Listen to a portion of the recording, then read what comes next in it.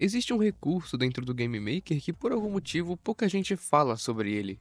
Pouca gente tem conhecimento sobre ele. Mas essas pessoas estão cometendo um grande erro, porque esse recurso consegue salvar o desempenho de muitos jogos dentro do Game Maker. Isso porque ele mexe diretamente com as texturas e o carregamento e descarregamento de texturas dentro do seu jogo. E esse recurso são os grupos de textura. Mas afinal, o que é um grupo de textura? Bom, vamos lá. Imagina que você é um computador e o jogador acabou de abrir o seu jogo. O processador tá lá, cuidando da lógica, dos cálculos, da física, dos scripts, e você, como uma boa placa de vídeo, tem uma missão bem clara na sua cabeça: carregar e desenhar no monitor do jogador tudo o que é para aparecer na tela. Desde o player, os inimigos, a HUD, tudo isso. Mas tem um detalhe, você não recebe para carregar e desenhar na tela uma única sprite por vez. O Game Maker te manda uma folha de sprites que a gente chama de Texture Pages, ou páginas de textura no português. Isso é tipo um álbum de figurinhas. Sempre que você precisar desenhar na sua tela o jogador, por exemplo, é só pegar a sprite dele dentro do álbum de figurinhas, que já está completamente carregado, e então colar isso dentro do seu monitor. Simples. É recortar e colar. Então, se uma sprite está na tela, você precisa carregar a folha inteira onde ela está grudada. Porque seria muito pior ter que carregar e colocar cada imagem separadamente.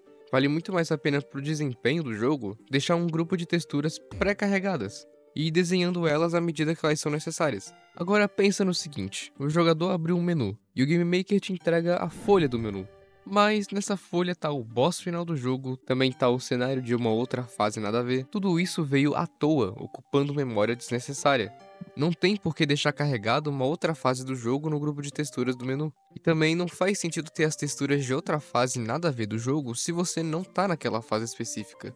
É por isso que os grupos de textura existem. Eles permitem dizer pro Game Maker: ei, guarda essas sprites aqui juntas porque eu vou usar só essas aqui agora. Essas daqui da fase 2 vai estar separado e eu carrego depois e uso depois. Assim você carrega na memória RAM só o que precisa, na hora que precisa. Por exemplo, você está na fase 1 do Mario Bros clássico. Ali você precisa carregar as sprites do cenário, a sprite do Mario das entidades, o UI também, tudo isso carregado em grupos separados. Não tem por que você carregar a fase 2 ou o Bowser, por exemplo, estando na fase 1 e dentro do grupo de texturas da UI, por exemplo. É inútil. E como o computador carrega as texturas?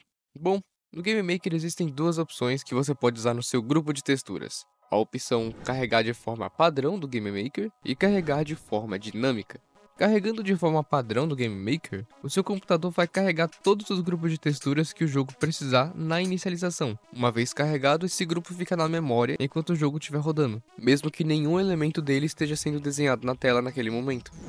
Já na forma dinâmica, você mesmo precisa carregar e descarregar os grupos de textura no seu código, o que dá bastante liberdade sobre o desempenho do jogo. Mas ao mesmo tempo, se você tentar usar uma sprite que ainda não está carregada no seu grupo de texturas, isso aqui vai acontecer. Então, sei lá, eu prefiro sempre usar um modo padrão mesmo, bem mais fácil. Mesmo que você use muitas texturas em HD, o seu jogo não vai sofrer muito para rodar não. O modo dinâmico eu deixo para casos mais específicos, quando realmente eu preciso controlar a memória de uma forma mais manual. Mas para 99% dos jogos que você vai fazer no Game Maker, não tem por que se importar com o modo dinâmico, na minha humilde opinião. E bom, esse é o vídeo. Ele ficou bem curtinho mesmo, porque texture pages são um negócio bem simples, mas ao mesmo tempo bem interessante. E que eu não vejo muita gente falar sobre isso aqui no Game Maker. Então eu espero que com esse vídeo você tenha conseguido entender pelo menos o básico do que é uma texture page e qual é a sua importância dentro do seu jogo. Eu queria colocar uma demonstração prática de eu criando, carregando e descarregando grupos de texturas aqui, mas sei lá, acho que não ia combinar com esse vídeo, então se você quiser esse vídeo, comenta aí. Bom, é isso. Se você quiser aprender a criar um jogo de plataforma no Game Maker na prática, assista essa série aqui de vídeos que eu ensino da forma mais fácil que eu conseguir. Talvez não seja ideal para completos iniciantes, mas eu pretendo fazer uma série para iniciantes também. Então, bom, te vejo no próximo vídeo. Até mais.